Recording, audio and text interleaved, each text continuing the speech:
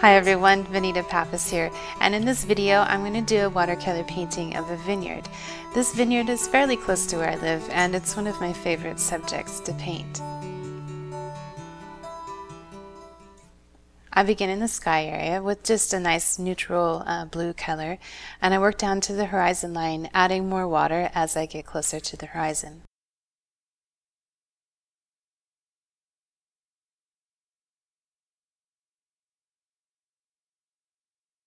I want to put in a base color for the background, so this is just a nice warm color. It's a little bit green, but actually more of a yellow ochre color than anything.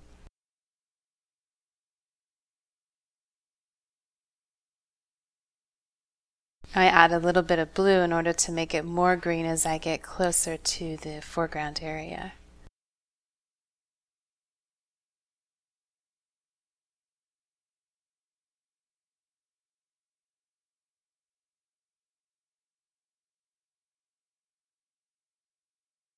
In this background area on the left-hand side, I want this to be a nice interesting area, so I'm actually using a little bit more vibrant color. You'll notice that it's a little more yellow than the color on the right-hand side.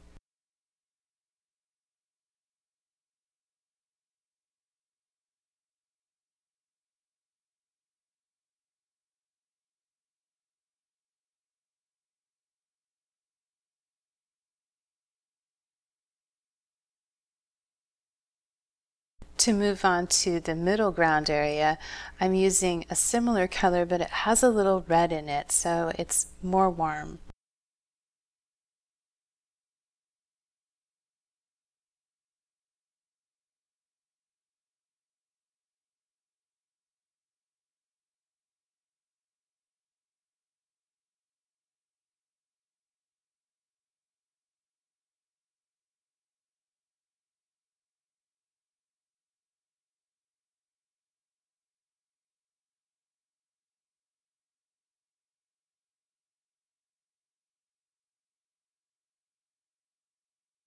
And here's the reference photo. Now remember, I'm doing the underlying wash, and so all of those grapes and the trees in the background are going to come in the next step.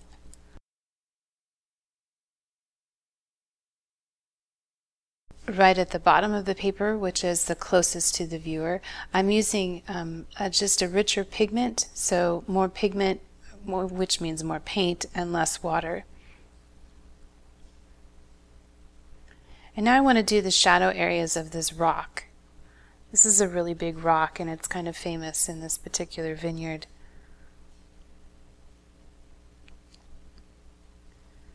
And while I have that shadow color on my brush, I'm just going to drop in a few darks in the foreground area. I'm just about done here, and then I need to let this first wash dry completely. So once the paper is completely dry, then I can begin on the background area. I'm going to put in a background mountain. So again, I'm using a color that is similar to the sky color. It's just a blue with that's been neutralized, just toned down a little bit.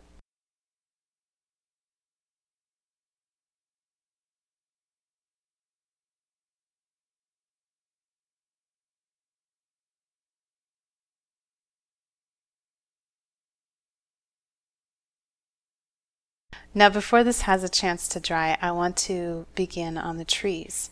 So now you can see I'm using more of a green color, and I'm working right into that mountain that is still damp. I'm going to switch to a smaller brush just so that I can get some more definition back there, because those trees are pretty small.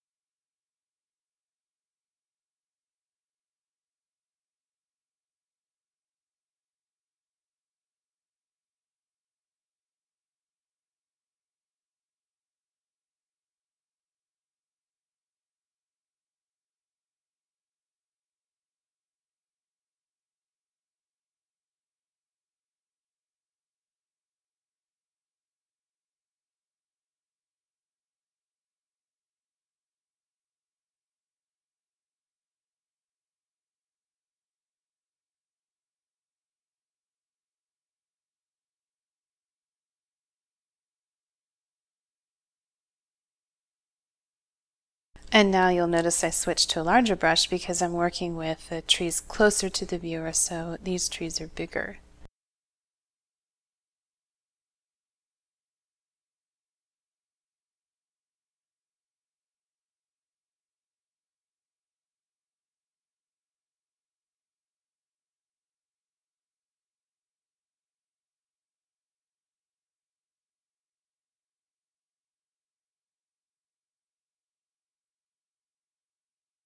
This step always takes a little while because I'm inventing the shapes as I go. So I'm working with what's happening with the paint in order to create the tree shapes.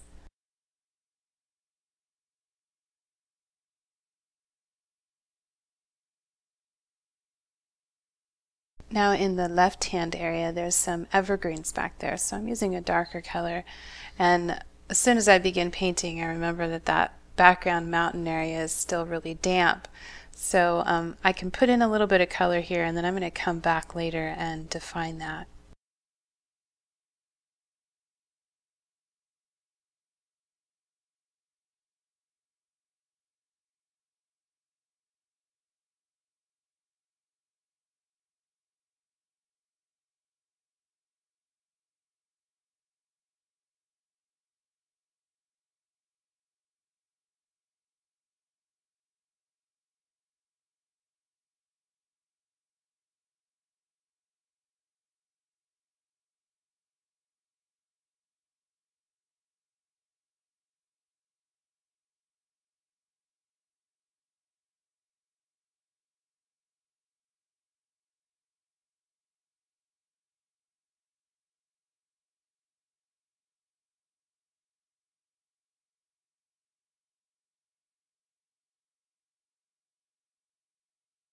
And now I began to add some shadows to those trees, and this is going to help define the tree shapes.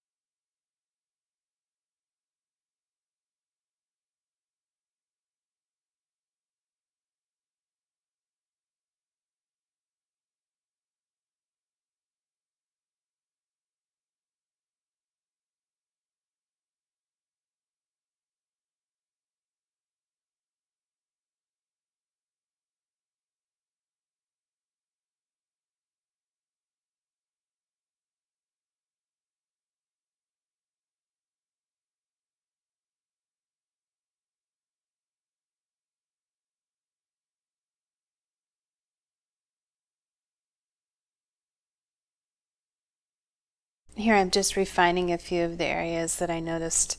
I took a step back and I looked at it, and there's a few areas that I need to fix.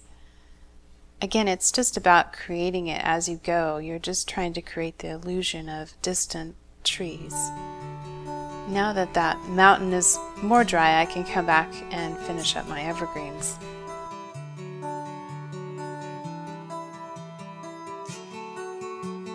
Okay, so I'm about ready to stop here, and I'm going to again let this dry completely. We're going to move on to the next step in the next video.